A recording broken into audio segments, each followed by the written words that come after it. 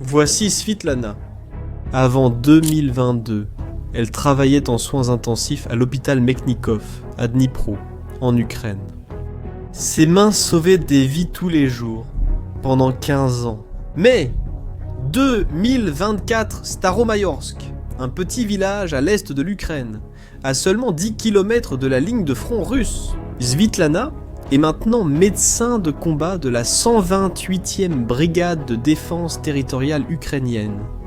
Ce jour-là, des troupes russes attaquèrent sa position avec blindés et infanterie. Le capitaine ukrainien, blessé, tombe et l'unité se retrouve sans commandement. Un groupe d'assaut russe occupe une maison par l'arrière, coupant la seule voie de fuite. Les soldats ukrainiens sont encerclés. Svitlana prend le commandement, prend la radio, coordonne la défense, mais se rend compte que cela ne suffira pas. Alors, elle prend une décision. En utilisant un lance-grenade jetable, Svitlana élimine tout le groupe russe qui bloquait la route de fuite. L'unité ukrainienne échappe à l'encerclement. Tout le monde survit. Pour cette action, Svitlana a reçu la Croix des Forces terrestres, l'une des plus hautes distinctions de bravoure que l'armée ukrainienne puisse décerner. C'est l'équivalent de la médaille d'honneur aux États-Unis. Mais voici ce que la Russie n'attendait pas. Svitlana n'est pas la seule. Elle fait partie de milliers d'autres. Et, ensemble, elles sont devenues l'arme la plus inattendue de l'Ukraine. En ce moment même, plus de 70 000 femmes servent dans les forces armées ukrainiennes, et parmi ces 70 000, 5 500 sont en première ligne.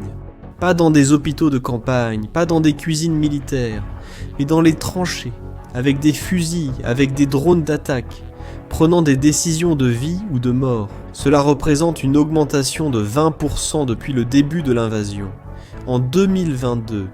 Mais les chiffres ne racontent pas toute l'histoire. Ce qui compte vraiment, c'est ce que ces femmes font et pourquoi elles ont choisi d'être là.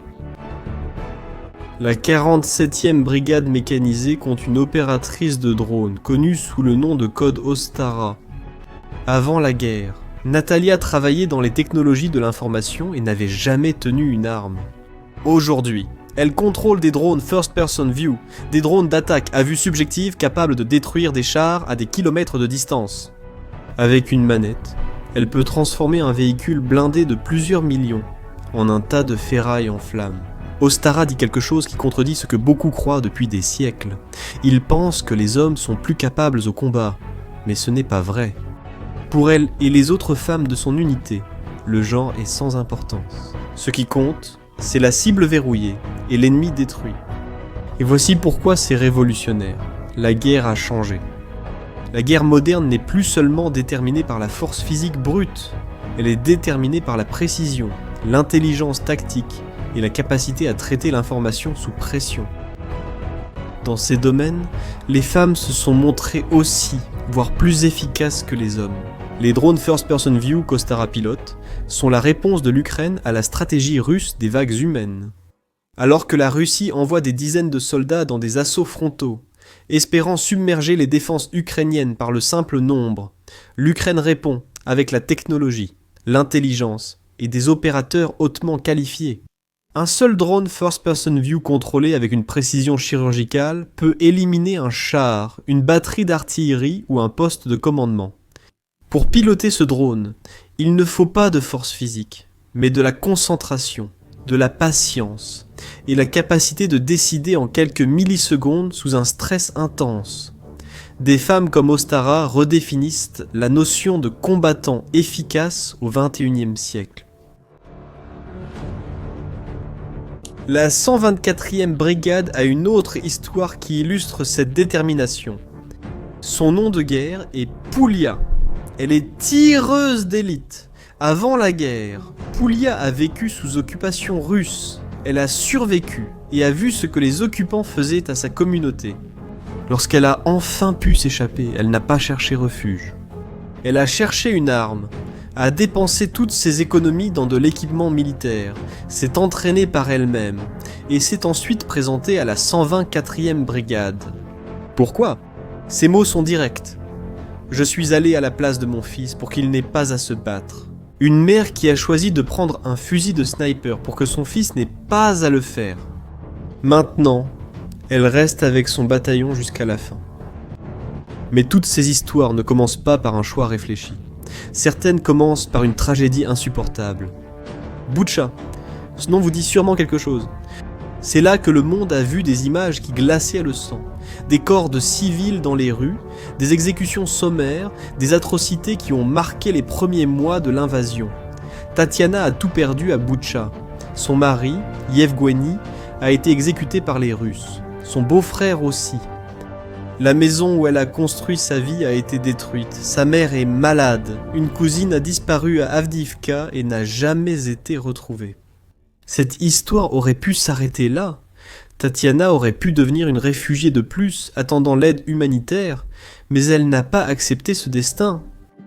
Elle a enfilé un uniforme et a rejoint un groupe qui a adopté un nom chargé de symbolisme. Les sorcières de Boutcha sont des unités de défense anti-aérienne mobiles. Leur travail consiste à détecter et à abattre les drones russes et les missiles qui menacent les zones civiles, en particulier au-dessus de Kiev. Elles utilisent des armes anti-aériennes portatives, montées sur des véhicules qui se déplacent constamment pour ne pas devenir des cibles.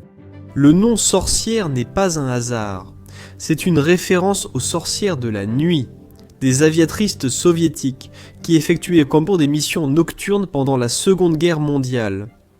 Mais il porte aussi le poids de Boutcha, de femmes qui ont refusé d'être seulement des victimes, qui ont transformé le traumatisme en action.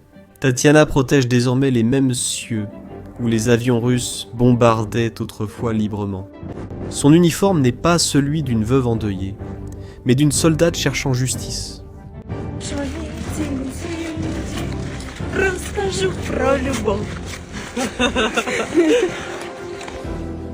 Bakhmout. Cette ville est devenue synonyme des combats les plus brutaux de la guerre. C'est là qu'une autre femme s'est distinguée. Son nom de guerre, sorcière.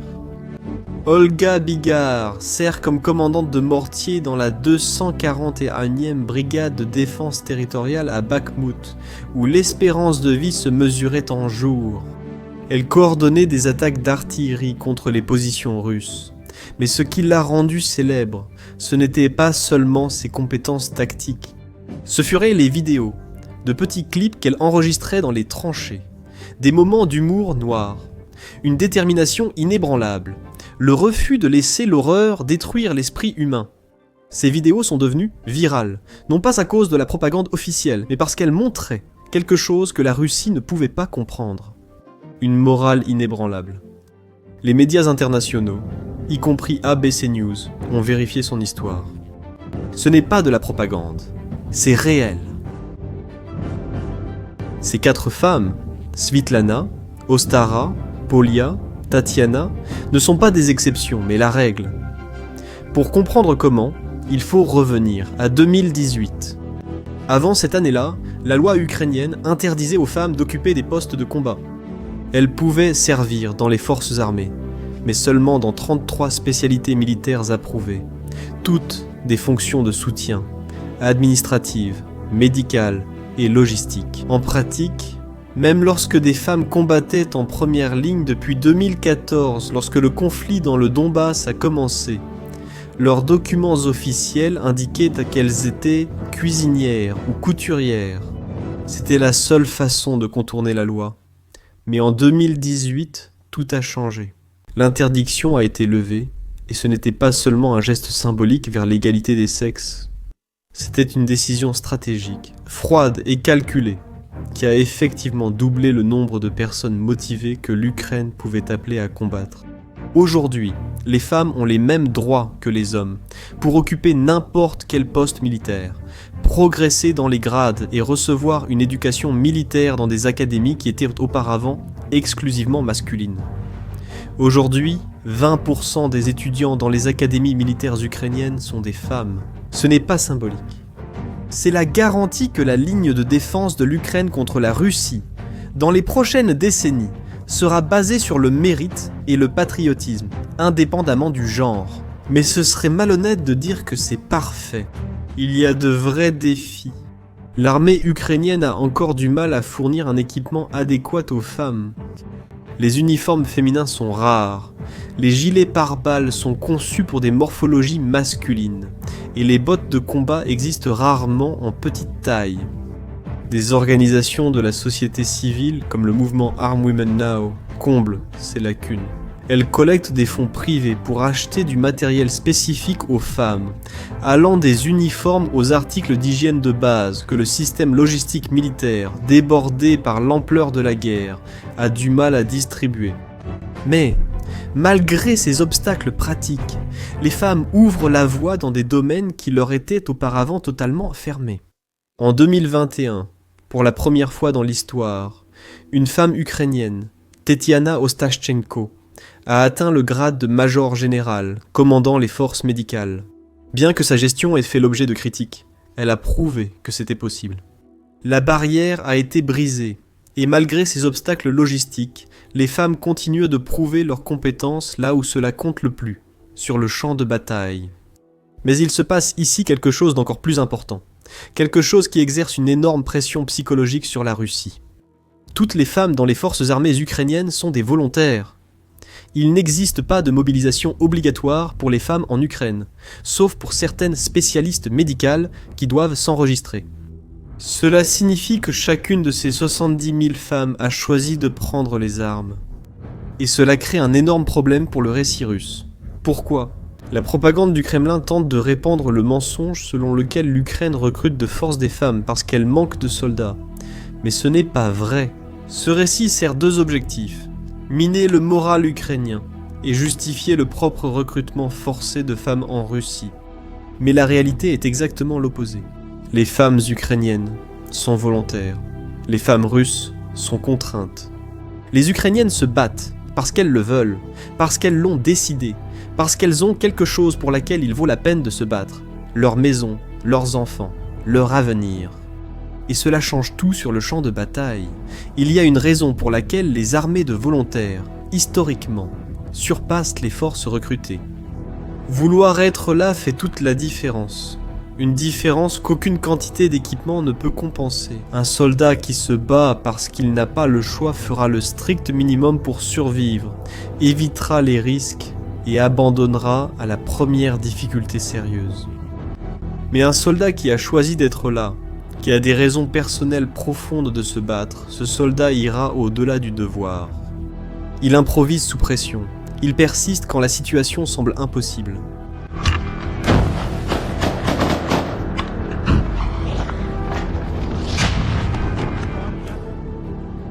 Svitlana, par exemple, a pris le commandement alors qu'elle aurait pu rester dans le bunker en tant que médecin.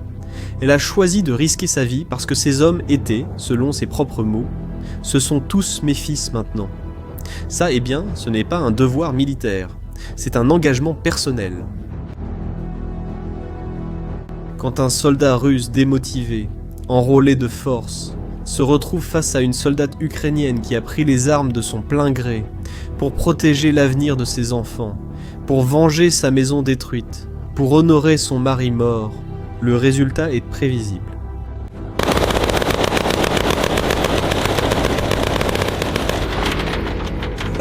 Nous sommes des sorcières aussi.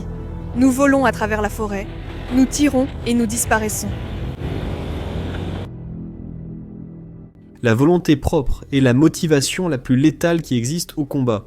Maintenant, regardons de l'autre côté de la frontière, car pendant que cela se passe en Ukraine, quelque chose de complètement différent se prépare en Russie. Des rapports de renseignements confirment que la Russie a commencé à recruter des femmes pour des unités de combat. Mais il ne s'agit pas de volontaires, ce sont des prisonnières, des femmes endettées, des femmes sans choix. La société militaire privée redoute, que beaucoup considèrent comme une façade pour le renseignement militaire russe, a commencé à former le soi-disant bataillon Borz à la fin de 2023. Des annonces sur les réseaux sociaux russes recherchèrent des femmes pour des postes de tireuses d'élite et d'opératrices de drones. Ils offraient des salaires élevés, environ 2200 $ par mois, ainsi que le statut de vétérane de combat. Mais la réalité est bien différente des promesses. Des interceptions de communication révèlent que beaucoup de ces femmes ont été recrutées dans des colonies pénitentiaires de la région de Kouzbas et du sud de la Russie. On leur avait promis des rôles de médecin ou de cuisinière. On leur avait promis le pardon. On leur avait promis un salaire. Mais, à leur arrivée, elles ont été placées en première ligne, avec des kalachnikovs rouillés, sans formation adéquate. Les promesses de pardon n'ont jamais été tenues, les paiements rarement effectués. Une soldate russe, identifiée comme Yelena pour sa sécurité, a décrit son expérience. Elle a été recrutée dans une colonie pénitentiaire avec la promesse de la liberté après 6 mois de service. La réalité qu'elle a découverte était tout autre. Sans véritable entraînement au combat, sans équipement adéquat, elle a simplement été jetée dans une unité et envoyée au front. Les officiers, selon son témoignage, traitèrent ces femmes comme totalement jetables, car après tout, elles étaient des prisonnières. Qui se soucierait si elles mouraient ? Ce n'est pas une spéculation. Des témoignages vérifiés de survivants le prouvent. Une soldate russe capturée a déclaré « Ils ont promis le pardon, puis nous ont envoyés mourir ». Le groupe de résistance ATEC, composé d'Ukrainiens et de Tatars de Crimée, opérant dans les territoires occupés, a rapporté en octobre 2024 que le 56e régiment de fusiliers motorisés formait des compagnies d'assaut féminines près du front de Pokrovsk. Pourquoi ? Parce que les pertes russes là ont été si catastrophiques qu'ils ont commencé à utiliser ces femmes dans ce qu'ils appellent des assauts de chair. Des tactiques où des troupes sont envoyées pour exposer les positions de tir ukrainiennes, en sachant que la plupart vont mourir dans le processus. Alors, voici la véritable différence. D'un côté, 70 000 femmes qui ont choisi de se battre, de l'autre, des bataillons forcés d'exister. D'un côté, des mères protégeant l'avenir de leurs enfants, de l'autre, des prisonnières troquant leurs cellules pour les trancher. Il ne s'agit pas de chiffres, ça ne l'a jamais été. Il s'agit de Svitlana, sauvant ses enfants avec un lance-grenade, de Poulia partant à la guerre à la place de son fils, de Tatiana transformant la douleur de Boutcha en vengeance dans le ciel de Kiev. 70 000 histoires comme celle-ci, et chacune d'elles est en train de changer le cours de cette guerre. Dis-moi maintenant, tu connaissais ces histoires avant de regarder cette vidéo ? Quelle histoire t'a le plus marqué ? Laisse un commentaire. Je veux savoir ce que tu en as pensé, et si cette vidéo t'a fait voir cette guerre d'une manière différente, partage-la avec quelqu'un qui a besoin de connaître ces histoires. Abonne-toi à la chaîne pour ne pas manquer les prochaines vidéos. À la prochaine. Яка насправді бува українська людька ті проклятих, безжально мочим тих, що на нашу землю пруть.